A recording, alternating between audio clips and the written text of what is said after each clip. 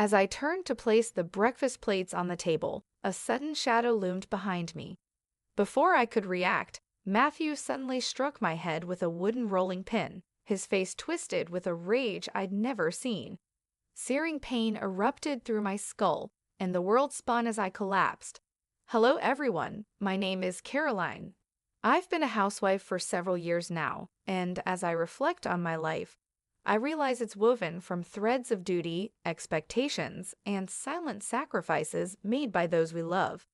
My story isn't just about me, it's also about my father, a gentle and giving man who, without fully realizing it, was pulled into the weight of my married life. 6 years ago, I thought I had everything I could want. I lived in a quaint, cozy house on the edge of Seattle with my husband, Matthew, and his mother, Clara. It might sound like a warm, supportive family arrangement, but my place in that household came with a hidden cost. My father was expected to cover all our expenses. Month after month, he paid the bills quietly, without complaint, but I knew the toll it was taking on him. Each month, I watched as the strain on him grew, even if he tried to hide it from me. Living with Matthew and Clara felt like walking on a tightrope.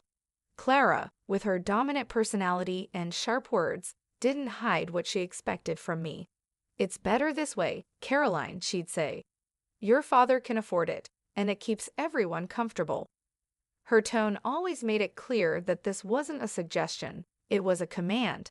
Matthew stood by in silence, never challenging his mother's demands, as though he agreed with her entirely. I loved Matthew, and although my life in that house was tough, my love and commitment to him kept me hoping for a change. Every day, I wished for a sign that things could be different, that our family could be united by love and not by financial dependence on my father. But deep down, I knew I was clinging to a dream that was slowly being crushed under unspoken rules and forced smiles. Then, one day, everything changed with a single life-shattering phone call.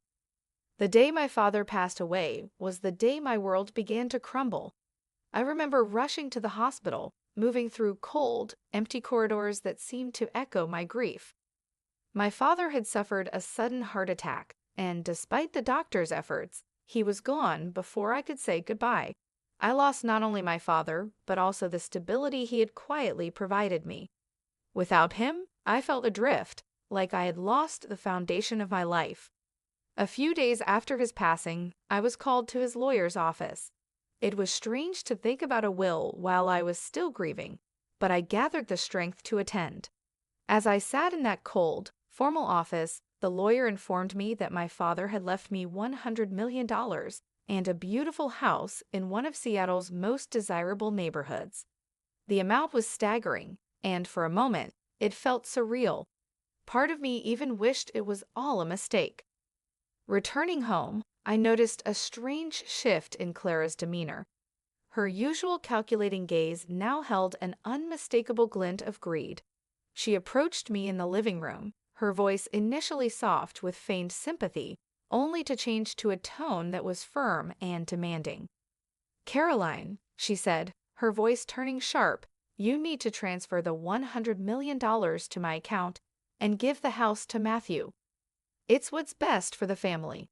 I was stunned, seeing her audacity. My father's kindness had been taken for granted, and now, instead of offering comfort in my time of grief, Clara saw this as an opportunity to claim what wasn't hers. "I can't do that, Clara," I replied, my voice stronger than I felt. "The money and the house were my father's final gift to me. I won't let anyone take that from me." Clara's face twisted in fury, and she stepped closer, her voice now a menacing whisper. "You'll regret this decision, Caroline. I promise you that." I stood firm, but I knew there would be consequences. The tension in the house became unbearable, and it was clear that a storm was brewing. In the days that followed, the atmosphere in the house grew colder. The tension was palpable, as if every corner of the home held resentment and accusation. Matthew, once the man I thought I knew, became a stranger. He sided with his mother without hesitation, his face hardened, his words laced with resentment. Our love, once so strong, seemed to evaporate in the wake of Clara's greed and Matthew's betrayal.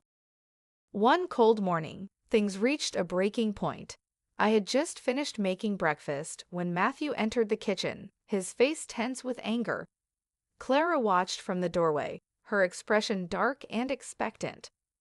Without warning, Matthew grabbed a wooden rolling pin, the one I used every day to make bread, and raised it, striking me on the head. Pain exploded through my skull, and the world spun as I crumpled to the floor. My vision blurred, and I struggled to comprehend the betrayal, the violence. Darkness crept in, and I lost consciousness. When I came to, I was lying on the cold tile floor, the throbbing pain in my head a brutal reminder of what had just happened. I could faintly hear Clara's voice, full of disdain as she muttered something under her breath, but Matthew was nowhere to be seen. I pulled myself up slowly, my hand trembling as I touched the tender, swollen spot on my head. Realizing I couldn't stay in this house any longer, I reached for my phone and dialed my closest friend, Rachel, who lived nearby. She answered on the first ring, and without hesitation, she told me to pack a bag. She was coming to get me. Rachel arrived within minutes, helping me gather a few belongings and urging me to leave quickly. I didn't look back as I walked out of the house that had once been my home, knowing I was leaving behind not only a toxic environment, but also the people who had betrayed me in the worst way possible. At Rachel's home, I allowed myself time to rest and heal. The physical pain from the injury was one thing, but the emotional scars ran far deeper. Every day, I grappled with the heartbreak and the anger, the disbelief that my own husband could treat me this way.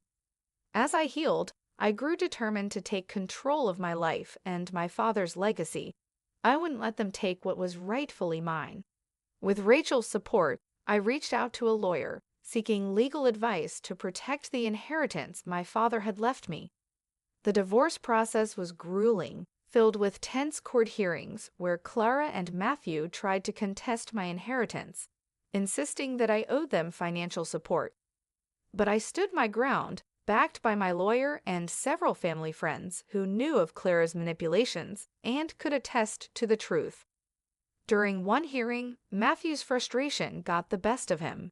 In a fit of anger, he blurted out that the only reason they had tolerated me was for my father's financial support. His outburst worked in my favor, exposing their intentions and securing my position in the eyes of the court. In the end, I was granted full control over my father's estate, and Matthew received a harsh legal reprimand, ensuring he and Clara could no longer interfere in my life. The divorce was finalized, and for the first time in years, I felt a weight lift from my shoulders. With the case settled, I moved into the beautiful home my father had left me. The house was large, with expansive windows that filled the rooms with natural light. As I walked through each empty room, the silence felt overwhelming, a reminder of all I had lost.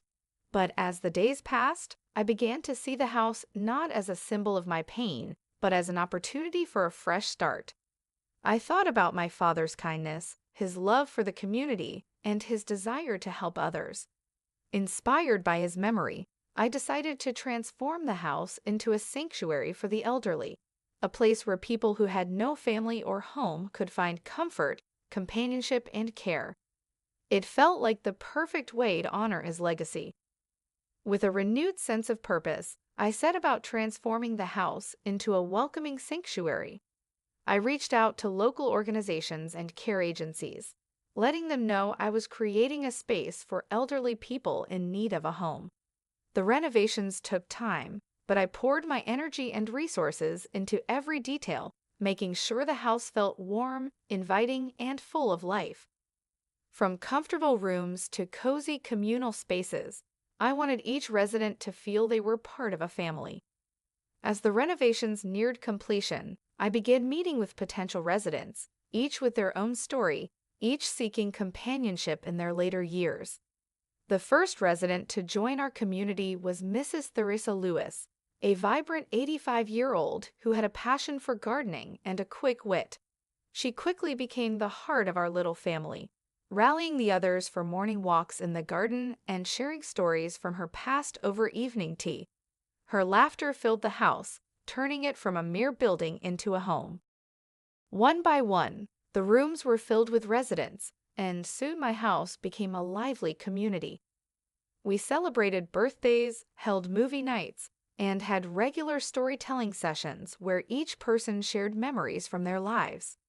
The home began to radiate warmth and joy, a stark contrast to the silence that had once haunted its halls. Every day, I found myself growing stronger, more fulfilled, as I saw the joy this home brought to those who had been alone. Then, one afternoon, I had an unexpected visitor.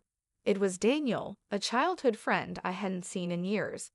We had shared countless memories growing up, and seeing him standing on my doorstep brought back a flood of nostalgia. He had heard about the sanctuary I'd created and had come to offer his help. We spent hours catching up, reminiscing about the past, and laughing over memories long forgotten. Daniel's visits soon became regular, and he wasn't just there to catch up. He was genuinely interested in the work I was doing, spending time with the residents, listening to their stories, and joining in on our activities. The residents adored him, and his presence became a bright spot for everyone in the home, especially for me. After everything I had endured, Daniel's kindness and warmth were like a balm for my wounded heart. His visits became a highlight of my days, and our connection grew stronger with each passing week. He understood the pain I had gone through and the journey I had undertaken to rebuild my life, and his steady support reminded me of the goodness life could still offer. One evening, as we strolled through the garden in the soft glow of the setting sun, Daniel stopped, turning to face me.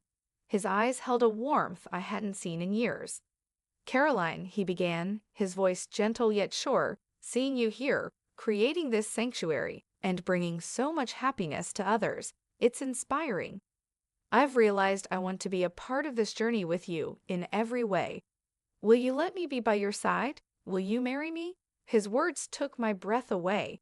After everything I had been through, I never thought I would feel this way again. But here he was, a reminder that love and happiness could bloom even after life's darkest chapters. With tears in my eyes and a heart full of hope, I said yes. Our wedding was a simple yet heartfelt celebration held in the gardens of the sanctuary. The residents who had become family joined us, filling the air with laughter and joy. The gardens, with their colorful blooms and gentle sunlight, were the perfect setting as Daniel and I exchanged vows. It was a moment of pure happiness, not only for us, but for everyone gathered. This wasn't just a union of two people. It was a testament to new beginnings, resilience, and the power of community. Life with Daniel brought a wholeness I hadn't known before. Together, we shared the responsibilities of running the sanctuary, ensuring each resident felt loved and cared for. Daniel's kindness and steady support created a home that was not only physically beautiful, but also filled with compassion and warmth. Every corner of the house, once a symbol of loss, now reflected the love and joy we shared with those around us. The residents flourished in this environment.